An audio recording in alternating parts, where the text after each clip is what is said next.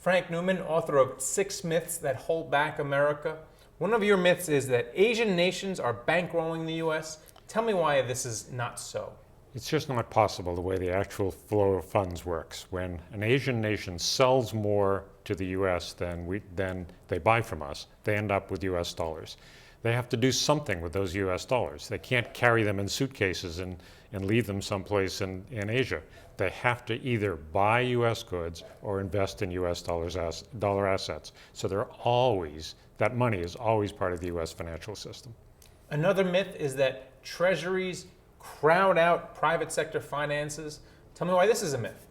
Well, because the Treasuries are actually adding to the total amount of funds that are available in the system, and they're not actually taking away from a corporate investment. They're simply adding another asset, which is a very liquid asset that people may hold.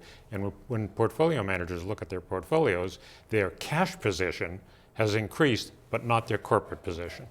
All right, you shot that one down. Let's talk about one other one that you discussed in the book, that if the deficit is reduced, then national saving and investment will increase.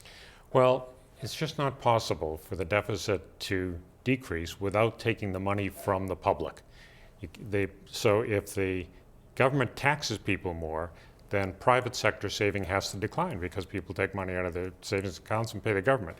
If the government reduces spending, then income for the private sector declines. One way or another, the improvement in saving in the government is exactly offset by private sector decline. All right. Another myth that you tackle in the book is that deficits create great burdens of repayment for our children and our grandchildren, as we keep hearing on the campaign trail. Yeah.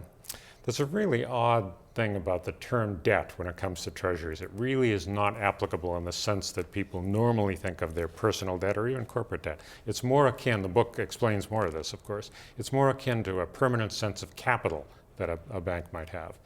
And it's never been paid off in the history of this country in its entirety.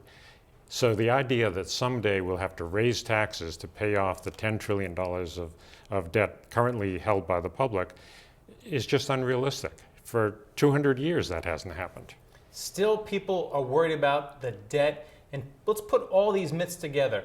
And what people are worried about is whether or not the U.S. is going to follow the path of Greece and default on its debt and lead us to economic ruin.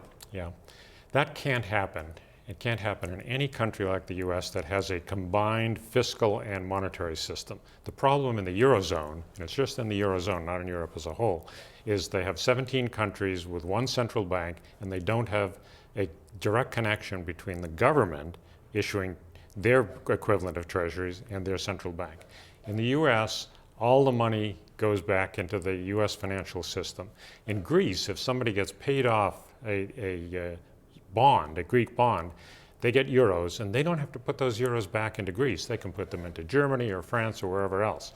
In the U.S., when somebody gets paid off a U.S. dollar bond, it has to go back in the U.S. financial system. Same thing in the UK, in Japan, and in China.